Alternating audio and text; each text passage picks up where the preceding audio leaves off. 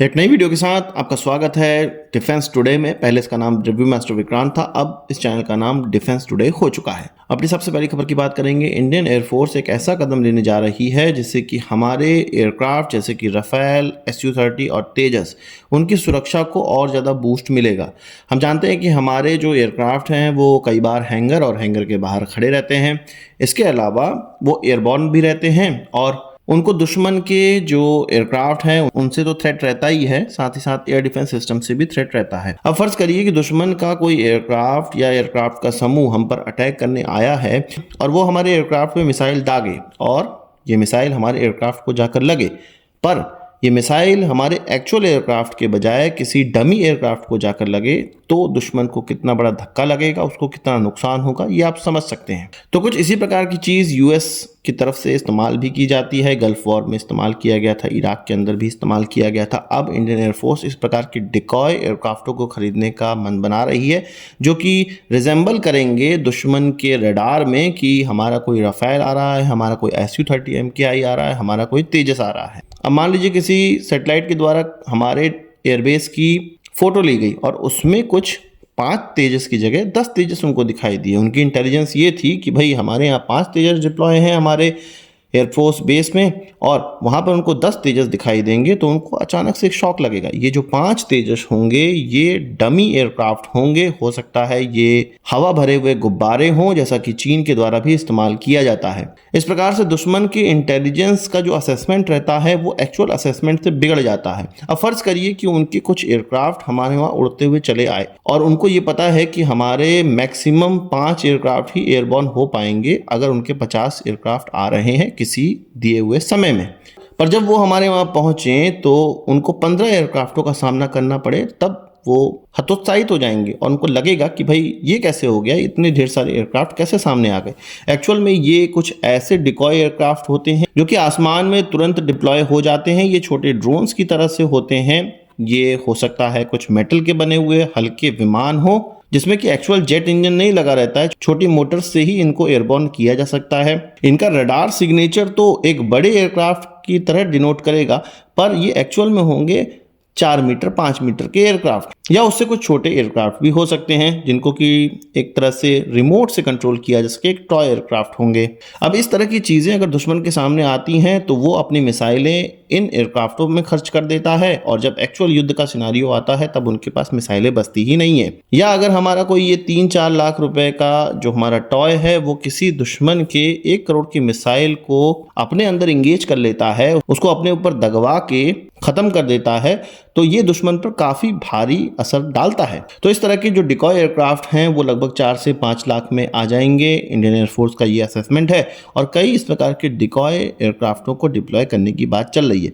आपको ये रणनीति कैसी लगी कमेंट बॉक्स में जरूर बताइएगा। बात एयरक्राफ्टों की चली है तो 6th जनरेशन एयरक्राफ्ट यूएस का अब निकलकर सामने आ गया है। बोइंग का F-47 ये होने वाला है। इसमें खास बात ये होगी कि 5th जनरेशन एयरक्राफ्टों में जो चीज़ नदारत थी वो उनकी हाई स्पीड थी और मैक 2 की जो रफ्तार थी वो किसी भी 5th जनरेशन एयरक्राफ्ट में नहीं हो पा रही थी। अब ये 6th जनरेशन एयरक्राफ्ट में हो जाएगी। 5th जनरेशन एयरक्राफ्ट में मैक 2 की रफ्तार क्यों नहीं हो पा रही थी? क्योंकि उनको स्टेल्थ बनाना था। उस पर जो पेंट लगा होता है, उसमें जो स्टेल्थ कोटिंग होती है, वो हाई स्पीड के दौरान एयरक्राफ्ट के सरफेस के गर्म होने की वजह से निकल जाती थी, अच्छे से काम नहीं करती थी या खराब हो जाती थी, जिससे कि फिर से उन पर ये महंगी कोटिंग करनी पड़ती थी। F-22 रैप्टर ले लें या F-35 एयरक्राफ्ट ले लें, इन दोनों में ही इस प्रकार की प्रॉब्लम है। इनफैक्ट हम कहें हर 5th जनरेशन एयरक्राफ्ट जो कि स्टेल्थ एयरक्राफ्ट होने का दावा करता है, उन सभी में हाई स्पीड में उड़ पाने की कैपेबिलिटी नहीं होती है। इससे पहले जो 4th जनरेशन एयरक्राफ्ट हैं उनमें ये कैपेबिलिटी है। मैक 2 की रफ्तार से ज़्यादा रफ्तार में F-15 उड़ सकता था, पर इस तरह की चीज़ 5th जनरेशन एयरक्राफ्ट में नहीं है, यूएस के किसी भी एयरक्राफ्ट में नहीं है। अब बोइंग की तरफ से ये कहा जा रहा है कि ये जो 6th जनरेशन एयरक्राफ्ट होगा ये स्टेल्थ होने के साथ साथ मैक 2 से ज़्यादा रफ्तार में उड़ने वाला होगा। 2.2 इनफैक्ट कहा जा रहा है कि 2.2 मैक की रफ्तार से उड़ने वाला ये एयरक्राफ्ट होने वाला है। डिफेंस के जानकारों का ये कयास लगाया जा रहा है कि हो सकता है बोइंग ने इस जो पजल है उसको सॉल्व कर लिया है कि हाई स्पीड में किस तरह से सरफेस का टेम्परेचर हमें बढ़ने नहीं देना है, जिससे कि पेंट को या स्टील्थ कोटिंग को कोई प्रॉब्लम ना हो। इसमें कहा जा रहा है हो सकता है स्ट्रक्चर में ही छोटी छोटी ऐसी नलियां डाली गई होंगी जिसमें कि लिक्विड कूलिंग दी जाएगी। इसके अलावा हो सकता है एयर कूलिंग की व्यवस्था भी उसमें करी गई हो। खैर जो भी है, अब जो 6th जनरेशन एयरक्राफ्ट है उसमें स्टील्थ कैपेबिलिटी होने के साथ साथ उसकी रफ्तार भी बहुत तेज होने वाली है।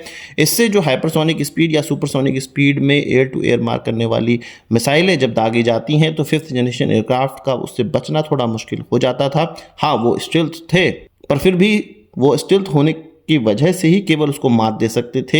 हाई स्पीड की वजह से उसको मात नहीं दे सकते थे, डॉज नहीं कर सकते थे। इसीलिए 5th जनरेशन एयरक्राफ्टों को डॉग फाइट के लिए बहुत अच्छा एयरक्राफ्ट नहीं माना जाता था, पर अब 6th जनरेशन एयरक्राफ्ट में ये कैपेबिलिटी होगी।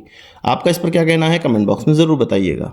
बात कर लेते हैं पाकिस्तानी जर्नलिस्ट की, और पाकिस्तानी जर्नलिस्ट के द्वारा एक क्लेम किया जा रहा है जिसका नाम एजाज सैयद है, और ये अच्छा खासा जानकार एक पाकिस्तानी जर्नलिस्ट है। इसके द्वारा ये कहा गया कि रॉ की तरफ से 16 लोगों की एक लिस्ट बनाई गई है पाकिस्तान के अंदर, बहुत ही इन्फ्लुएंशियल लोग, जिसमें कि अजहर मसूद और इसके जैसे दूरदांत लोग हैं जो हमारे लिए दूरदांत हैं पर पाकिस्तानियों के लिए बहुत पूजनीय लोग हैं। उनकी लिस्ट बनाई गई है और इनको रास्ते से हटाने का प्रयास अब रॉ के द्वारा किया जाएगा या इस तरह के प्रयास किए जा रहे हैं। उसका ये भी कहना था कि इस प्रकार की जो लिस्ट है वो बनाई गई है तो पाकिस्तान का भी रिटेलिएशन इसी प्रकार का होगा और भारत को भी तैयार रहना चाहिए कि भारत के अंदर भी इस प्रकार की टारगेट किलिंग होगी। इस पाकिस्तानी जर्नलिस्ट को काफ़ी एक अच्छा इन्वेस्टिगेटिव जर्नलिस्ट कहा जाता है, पर मुझे लगता है इस बार ये जर्नलिस्ट केवल वही कही सुनी बातें कि अननोन गनमैन्स के द्वारा पाकिस्तान के अंदर जो टारगेट किलिंग की जा रही है उसको भारत से जोड़ने का प्रयास किया जा रहा है और उन्हीं सब चीज़ों को कयास को हवा दी जा रही है। इनके पास मुझे नहीं लगता कोई प्रूफ है और ये कोई प्रूफ भी इनके द्वारा शेयर नहीं किया गया है। क्या रॉ के द्वारा इस प्रकार की टारगेट किलिंग पाकिस्तान के अंदर की जा रही है? आपको क्या लगता है? कमेंट बॉक्स में ज़रूर बताइएगा। बात कर लेते हैं इंडियन एयरफोर्स की। इंडियन एयरफोर्स के द्वारा अब फ्रेंच एयरफोर्स की जो एक टैंकर एयरक्राफ्ट है जो कि एयरबस का A330 है उसको लीज पर लिया जाएगा। इस चीज़ की परमिशन मिनिस्ट्री ऑफ डिफेंस की तरफ से दे दी गई है।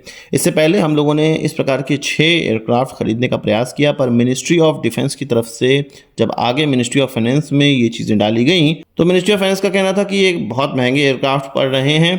जो रशियन हमारे पास IL-78 हैं उनका दाम काफ़ी कम है और उन्हीं टैंकर एयरक्राफ्टों से काम हमें चलाना चाहिए जो कि पुराने हो चुके हैं और नए खरीदने भी हैं तो कोई सस्ता एयरक्राफ्ट खरीद लें, इतना महंगा एयरक्राफ्ट क्यों खरीद रहे हैं। हम जानते हैं कि जो हमारे पास IL-78 टैंकर एयरक्राफ्ट हैं वो काफ़ी पुराने हो चुके हैं और उनमें जो उनका सर्विसिबिलिटी है वो बहुत बेकार है। 50% से कम एयरक्राफ्ट उपलब्ध रहते हैं किसी समय में, जबकि 70% से ज़्यादा होने चाहिए और बहुत सी उनके रखरखाव में प्रॉब्लम आती है इंडियन एयरफोर्स को। इसलिए हमारी इंडियन एयरफोर्सेस ये चाहती थी कि नए एयरक्राफ्ट आए जिनकी अवेलेबिलिटी हमेशा बनी रहे किसी कॉन्फ्लिक्ट सिनारियो में, जिस प्रकार का कॉन्फ्लिक्ट अभी हमारे वहाँ चल रहा है चाइना, पाकिस्तान और अन्य देशों से। तो हमें इस प्रकार के टैंकर एयरक्राफ्ट की बहुत सख्त आवश्यकता है जो कि हमेशा अवेलेबल रहें। और ये जो फ्रेंच एयरफोर्स का या जो एयरबस का A330 है ये बहुत ही कारगर एयरक्राफ्ट है। मल्टीपल एयरक्राफ्टों की साथ साथ ये रिफ्यूलिंग कर सकता है। इसके द्वारा राफेल, Su-30, जैगुआर इत्यादि जो भी एयरक्राफ्ट हैं उनकी एक साथ रिफ्यूलिंग हो सकती है। कहा जा रहा है कि 3 साल की ये वेट लीज पर आएगा। वेट लीज का मतलब ये है कि इसके साथ फ्रेंच दस्ता आएगा, वो इस एयरक्राफ्ट का रखरखाव और इसको उड़ाने के लिए जिम्मेदार होंगे। मुझे लगता है कि इसको पहले टेस्ट किया जाएगा 3 साल के अंदर कि किस प्रकार से हमारे लिए कारगर हो रहा है। हो सकता है इसकी रिपोर्ट मिनिस्ट्री ऑफ डिफेंस में सबमिट की जाए, उसके बाद इस प्रकार के अन्य एयरक्राफ्ट खरीदने का फैसला लिया जाए। खैर जो भी है, अभी शॉर्ट टर्म के लिए एक उपचार किया जा रहा है इंडियन एयरफोर्स की तरफ से। लीज पर हम लोग ले रहे हैं टैंकर एयरक्राफ्ट जो कि फ्रेंच एयरफोर्स का होने वाला है।